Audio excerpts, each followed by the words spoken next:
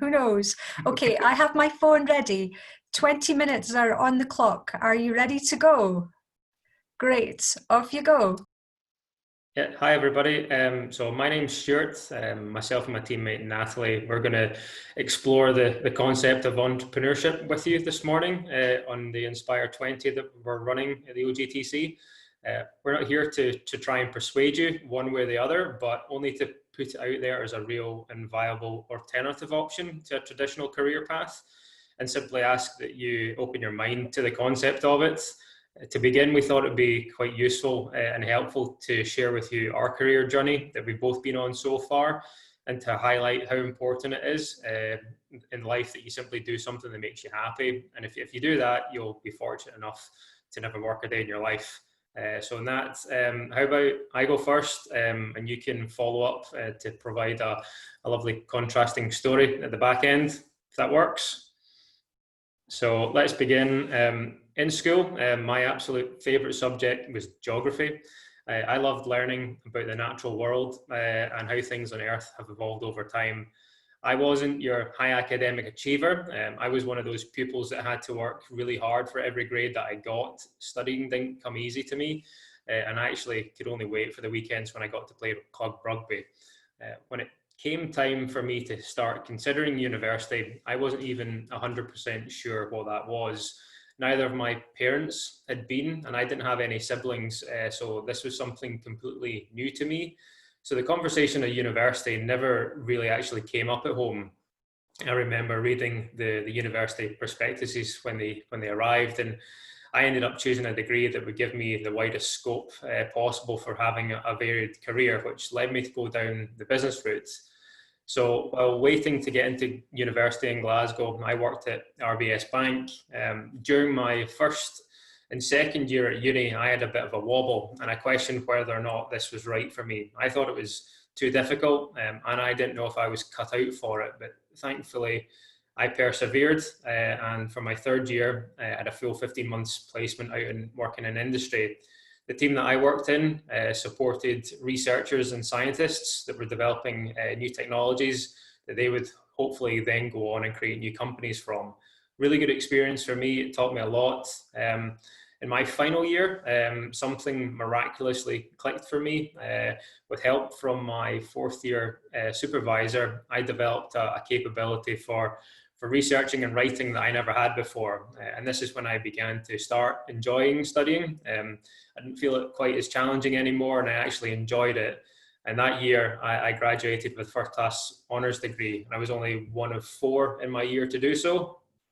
But when I graduated in 2010, the world was still in economic recession due to the collapse of the banks that happened 2 years previously. This meant it was extremely difficult to find an employment. So for me, at that time, the best option I felt was to get my head down and try and ride the wave of the recession and continue studying. I was fortunate enough to get a scholarship for a master's degree in entrepreneurship at Glasgow University. Unfortunately, when that finished, the job market wasn't any better. And this is when my career path really started to go down a route that's probably not common for most people. I was lucky to apply for interview and get a scholarship that would see me go to Strathclyde Uni to undertake a PhD. This was focused on how businesses manage the development of new products and their innovation management processes, specifically in the oil and gas sector. During this time, I undertook a research placement at FMC Technologies for a year.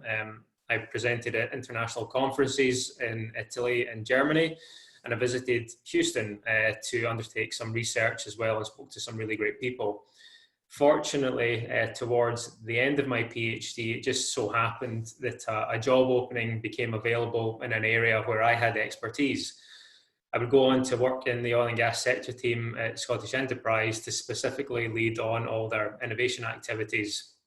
I was with them for 3 years, and it gave me experience in project management, relationship building and networking, all really centered around initiatives to drive forward innovation in the sector.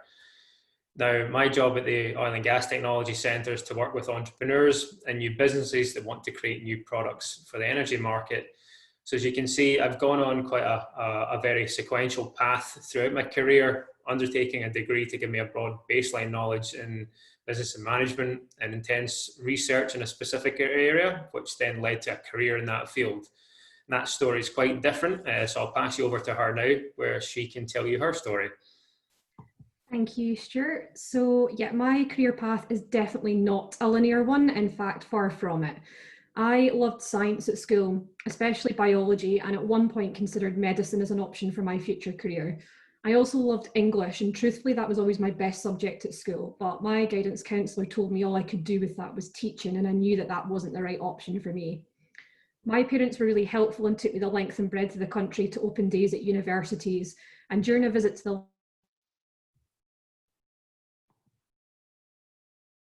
the anthropology, not your normal degree choice and one that required a strong mindset, I threw myself into the world of forensic identification and was set to make this my career choice. Join the police, work through to forensics and CID, and have a career in crime scene investigation. Sometimes, however, life forces you down a different path. I also graduated in 2010, and in that year, the police forces across the country amalgamated into one Police Scotland force.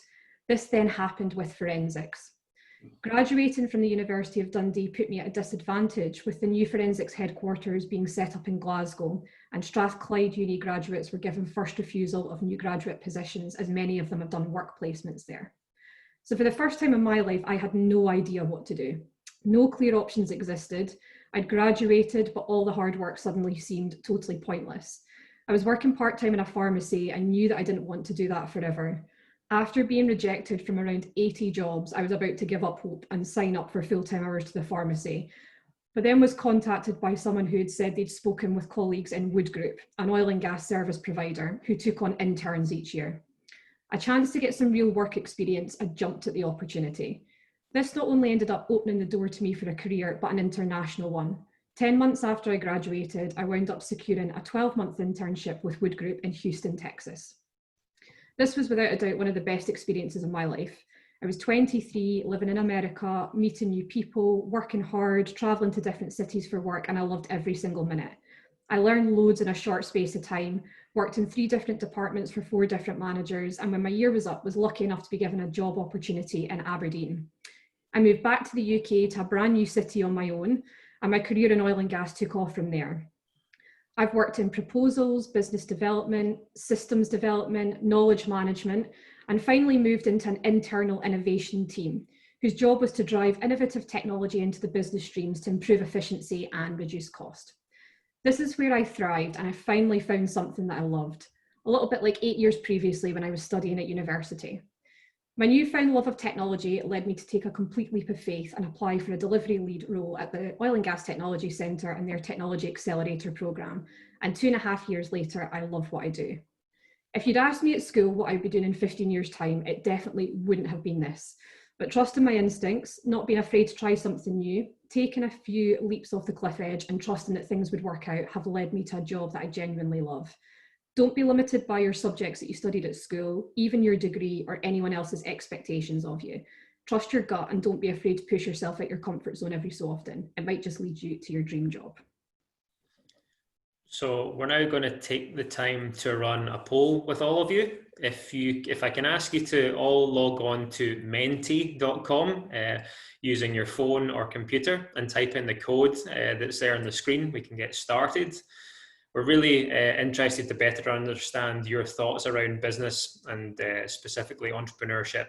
So we're going to run through 6 questions with you, one by one. So please take time to type in your answers and they'll appear on the screen. But Natalie, if you want to facilitate this, maybe give some people time to get logged in. Yep, so we'll give everybody a minute or so to get logged in. And I see that's some responses starting to come through already with our first question around naming a famous entrepreneur.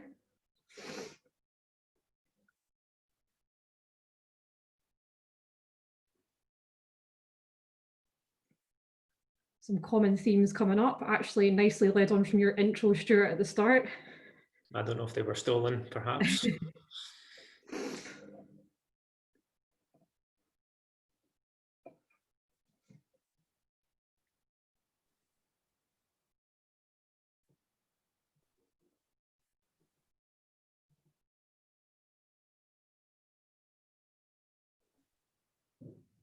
give everybody another minute or so on this question, with this one being a sort of free type question.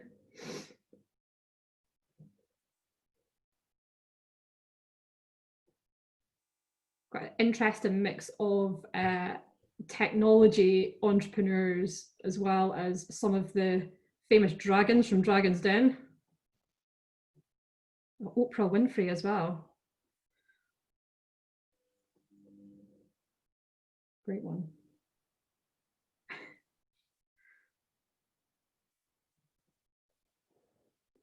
Walt Disney. Mark Zuckerberg. Yep, there's definitely some themes coming through there. Ace, okay. Well, we will move on to the second question, Hannah, if that's okay. So this is a simple yes or no one. Have you ever been inspired to start your own business?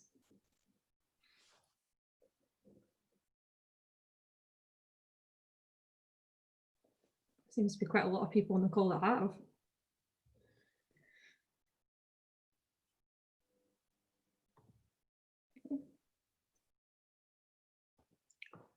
Lots of responses coming in here, so we'll give another few seconds for people to put their answers in.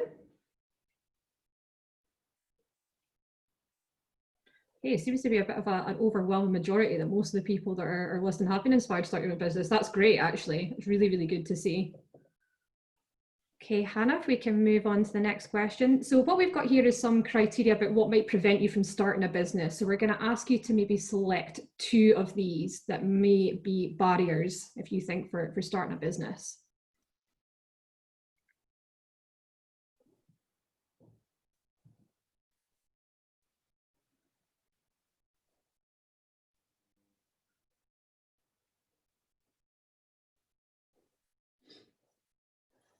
Great.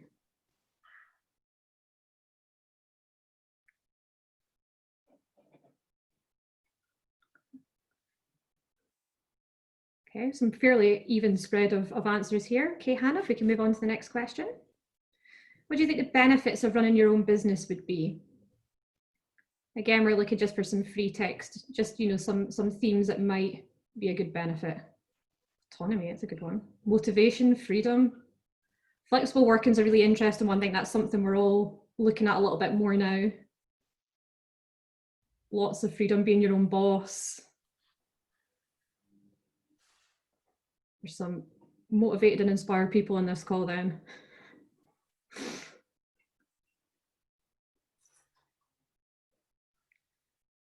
Great. Profits, control of performance, not making money for someone else. These are brilliant. Okay, Hannah, if you want to move on to the final question there for us. And any challenges of running your own business? And again, just looking for some of your thoughts and ideas on this.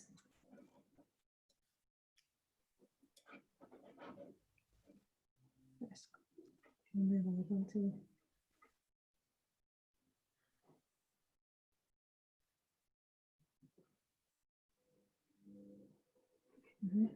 Staying motivated, that's a really interesting one.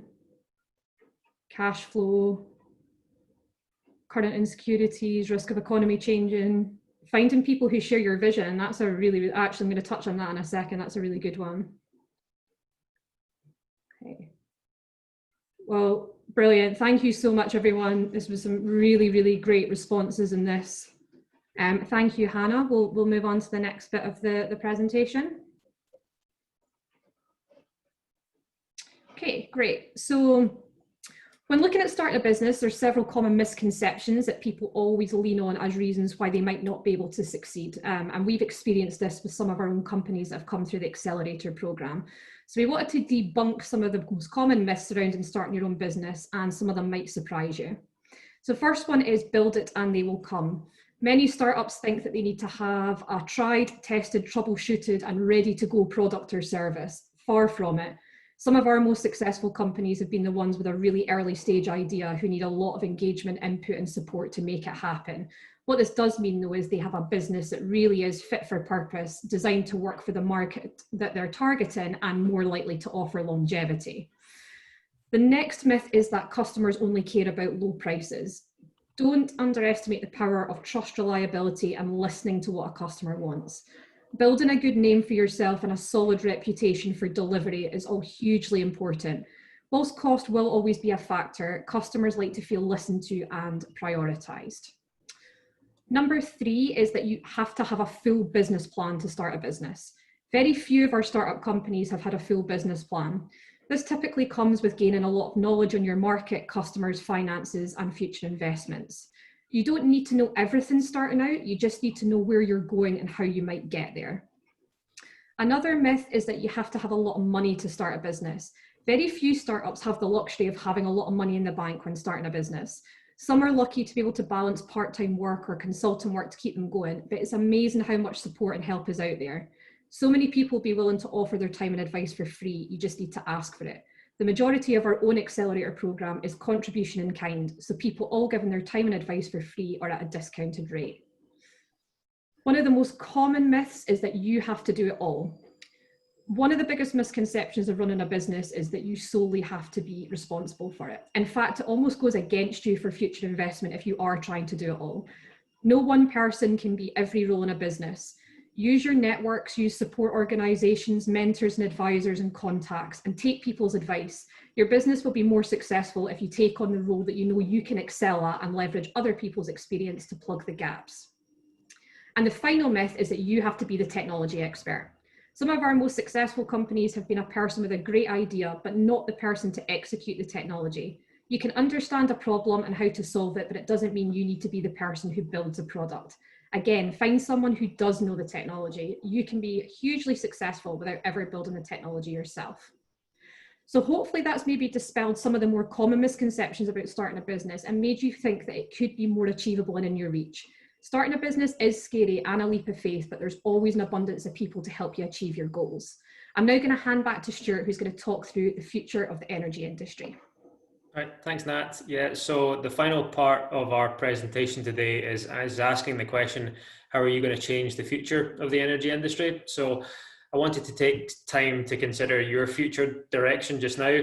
There's many career options and pathways available to all of you, but probably, and when I look at the employment market, and I know when I was going through university, I was guilty for this too. You simply just look at corporate companies. You look at companies that have listings for specific positions or graduate development programs. And if you're lucky, they may even have a vacancy that's suited to your background and skill set.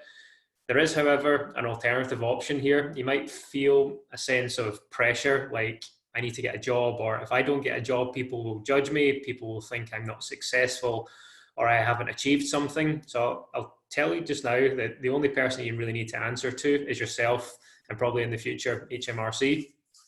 So take your own path. Don't think because everybody does something, you need to do it as well. Forget convention.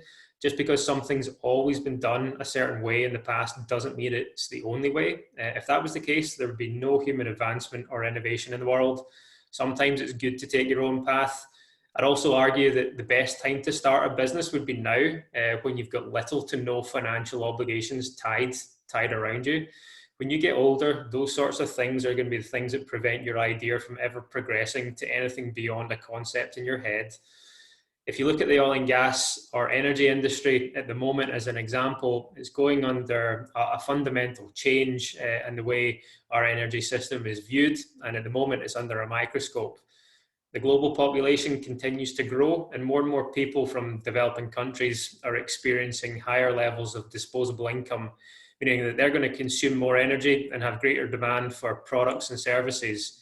And if we are to play our part in producing energy for the future, we recognize that this needs to be done in a sustainable manner. Oil and gas is a feedstock raw material for so many aspects of our daily lives that we will require it for many decades to come. What we can do is produce this in a much more environmentally friendly way. So with this comes a great deal of opportunity for new businesses. The need for businesses with clean technology solutions has never been greater.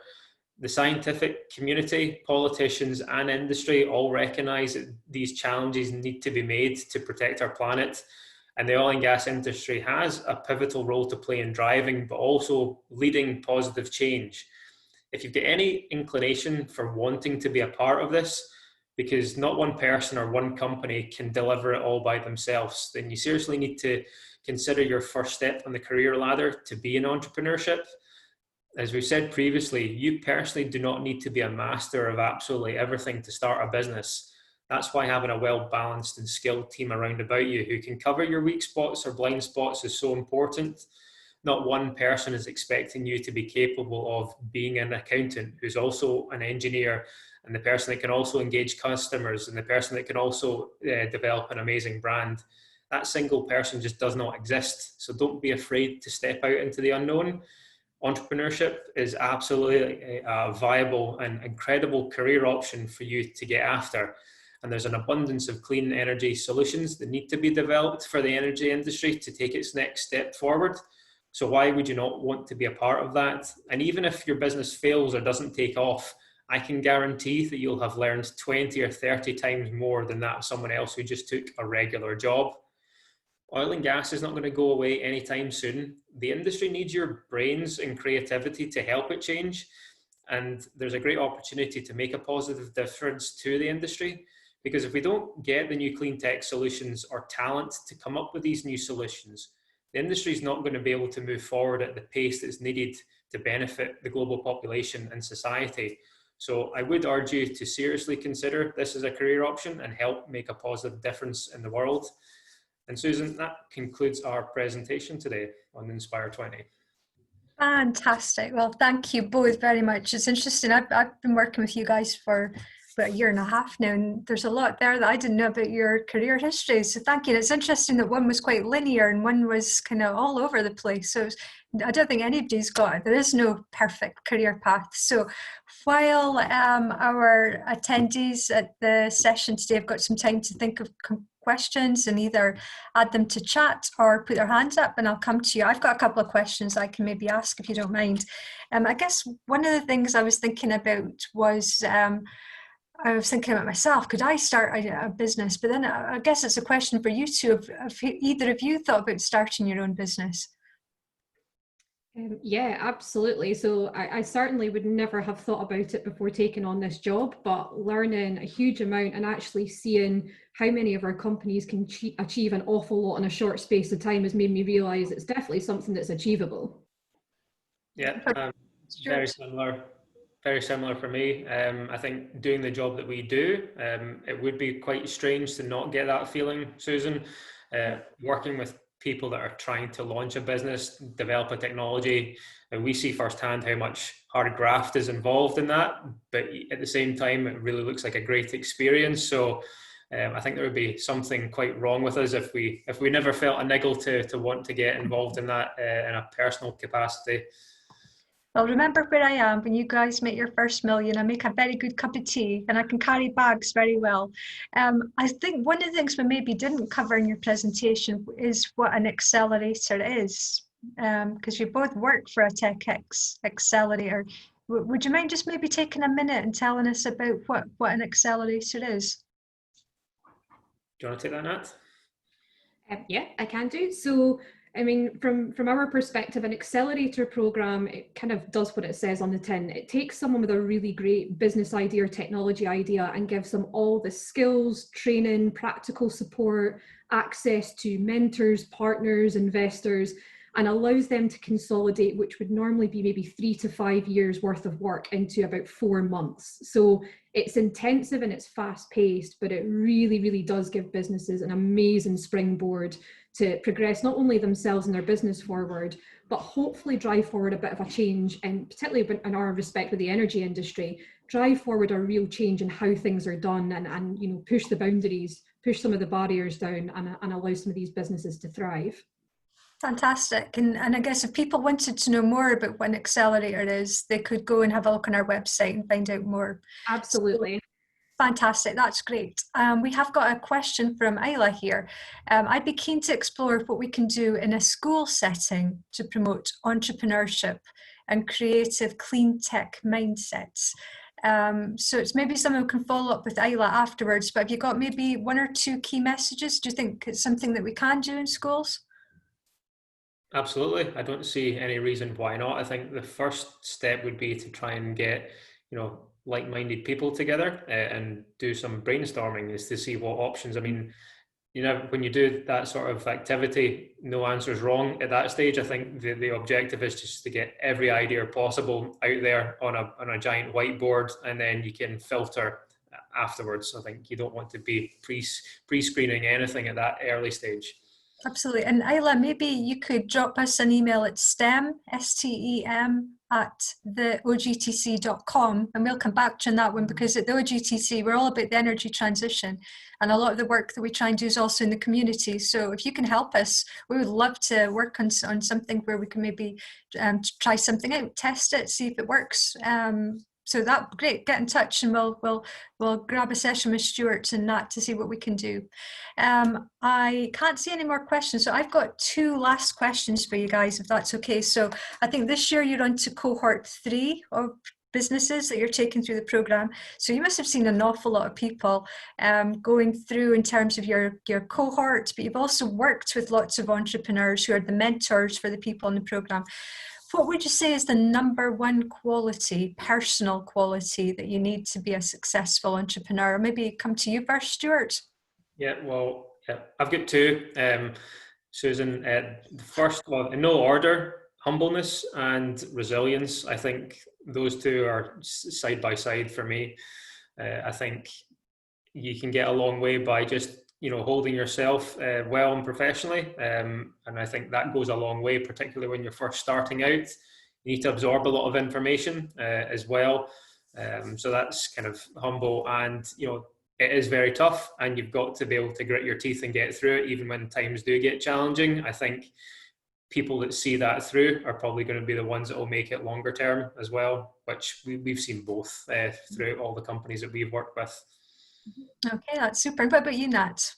Yes, I mean, resilience is definitely a key one. For me, it also kind of translates into the ability to take feedback. So when you start a new business, you will be exposed to an awful lot of people's opinions, and everybody will have slightly different interests in your business.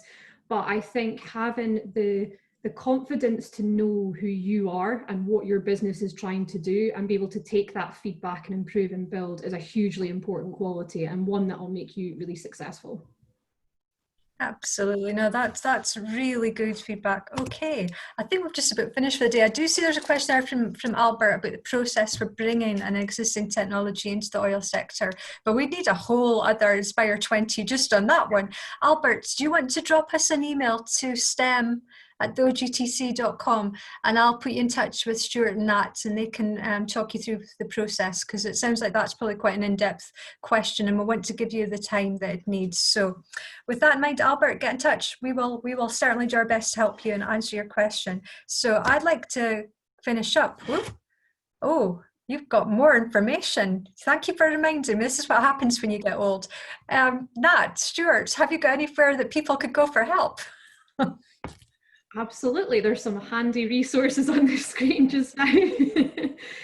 Yeah, so I mean, just to touch on some of my points from earlier about the kind of debunking the myths, there is a huge amount of support out there for new businesses and startups. So Business Gateway is a great first port of call for anyone looking for advice in starting a business. And you also see there that there's a link for Interface, which will look at innovation vouchers for new business ideas. So there's definitely a couple of organizations to support new businesses, but then also you'll see there's some great links to videos on YouTube on the business model canvas and value proposition canvas. We use these ourselves in our own Accelerator program. They're a great walkthrough guide on how to get started with translating your idea onto paper and seeing where the gaps are and what you need to get after. That's great advice. Thanks, Nat. So just to finish up, we ask everybody a bit of a fun question. So if you had to describe yourself in 3 hashtags, Nat, what are your 3 hashtags? Okay, so hashtag constant work in progress, hashtag clean freak, and hashtag proud geek. Oh, love it. That's great. What about you, Stuart? What are your hashtags? Mine would be ambitious, reliable, and analytical.